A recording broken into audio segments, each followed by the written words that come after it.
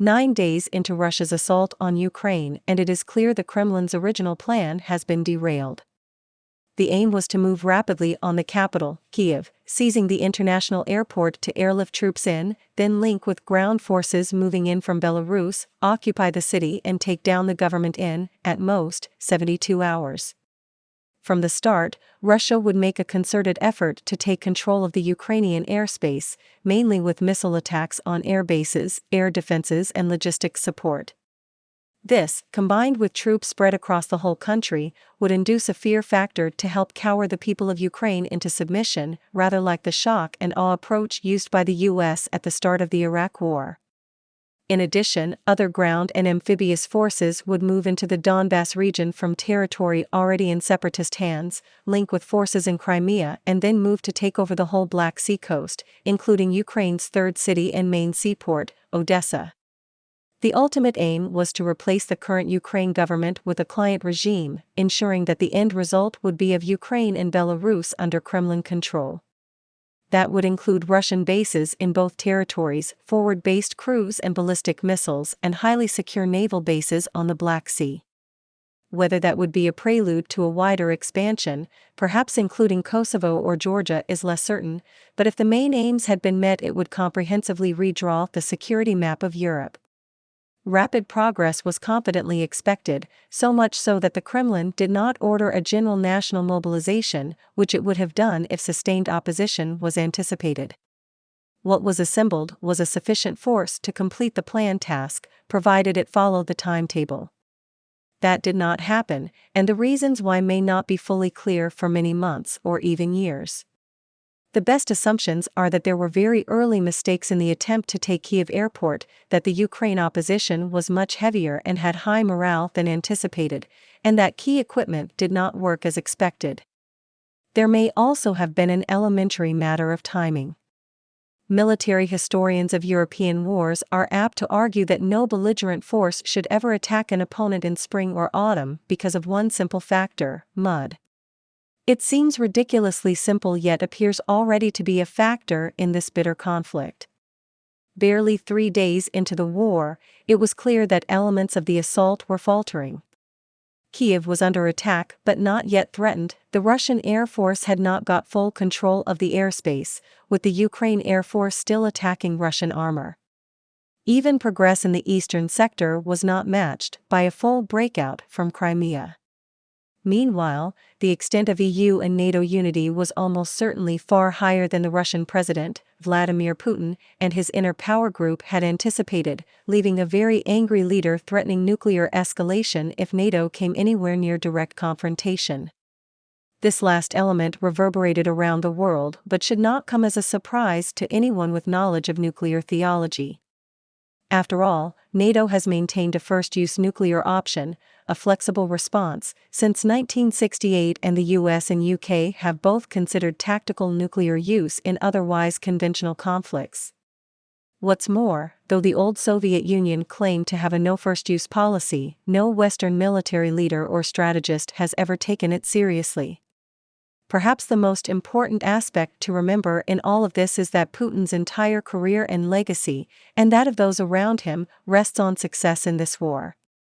He may be prepared to go a very long way to ensure success, and in the past 5 days, there have certainly been major changes in Russian tactics.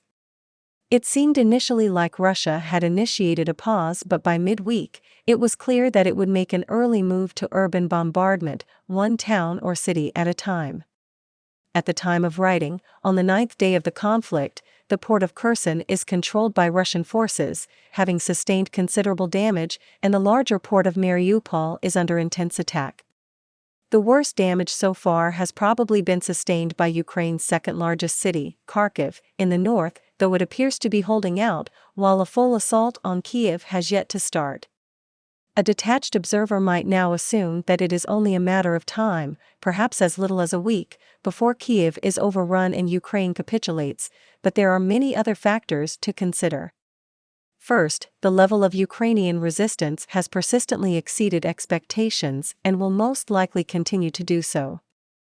Hundreds of thousands of Ukrainians may be leaving the country, but many are going the other way, returning to Ukraine either to join the resistance or support family.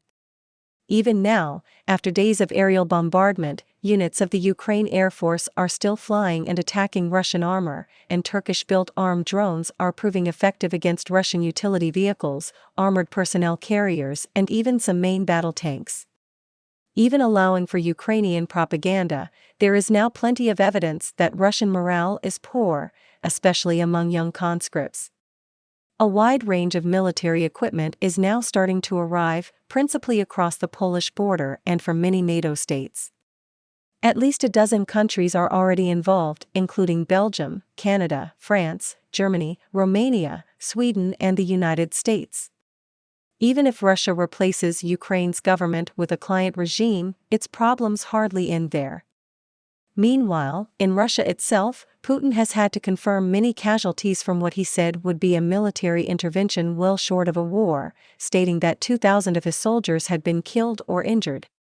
That loss, though much lower than the figure given by Ukraine sources, will have a cumulative impact on domestic Russian attitudes to the war.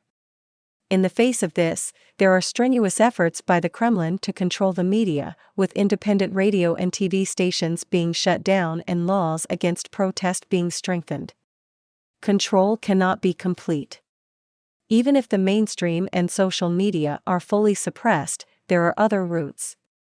Around 3 million Ukrainians live in Russia. Phone calls between households provide sources of information that are very difficult to stop. Public opposition to the war has continued, with 7,000 people arrested across Russian cities in the first 7 days alone.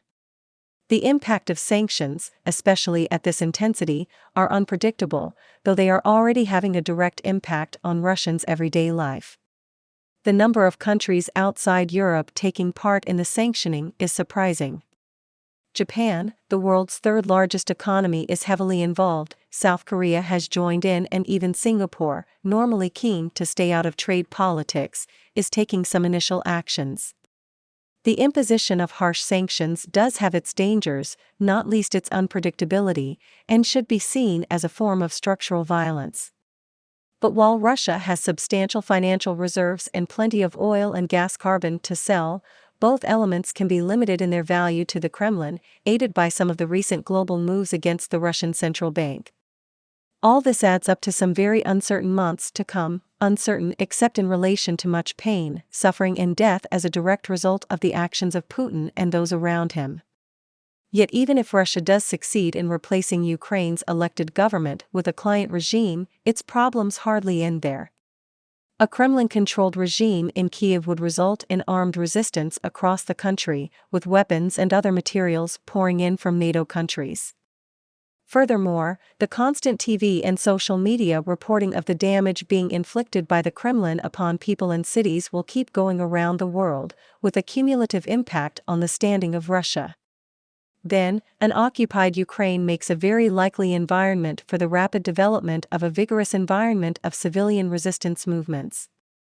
Bear in mind that such movements had a major impact across Eastern Europe in the 1980s, stretching well beyond the Polish trade unionist movement, Solidarnosc, Solidarity. Beyond all that, though, there are wider issues to contend with. We are already seeing a surge in military spending, with much more to come. Attempts may be made to sanction and thereby damage Russia's arms industries, but Western arms companies will do very well. The armorers really will thrive. In some countries, there will no doubt be calls to transfer resources from green development to the military, which is already the case in the UK. There is also the easily forgotten matter of Ukraine's important role as a global breadbasket, with many people across the global south likely to suffer if grain prices rise because of interruption to supplies. With all this to face, and for millions of people who are worried and concerned over what started barely a week ago, there is a natural feeling of helplessness. At such a time, there are two things to remember. First, this war is not a war by the whole of Russia. 7,000 people across Russia have already been arrested, knowing they may be treated very harshly. That takes courage. This is Putin's war. Second, thanks to Putin and his ilk, there is a huge humanitarian crisis unfolding, and there are many ways in which ordinary people can help, not least with support for the million-plus people already seeking refuge